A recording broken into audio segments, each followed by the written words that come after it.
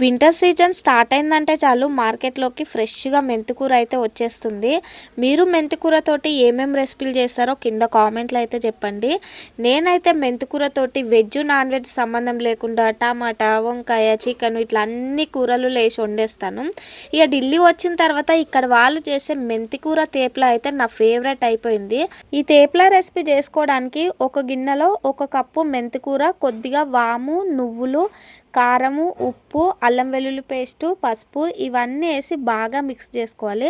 ఆ తర్వాత ఇందులోనే 2 కప్పుల గోధుమ పిండి, పావు కప్పు శనగపిండి వేసి చపాతీ పిండి తడిపినట్టయితే తడుపుకొని సేమ్ మనం చపాతీలు ఎట్లా చేస్తామో ఈ తేప్లను కూడా అట్లనే దాల్చుకోవాలి. కానీ చపాతీ కంటే కూడా కొద్దిగా సన్నగా ఉండేటట్టు చూసుకోండి.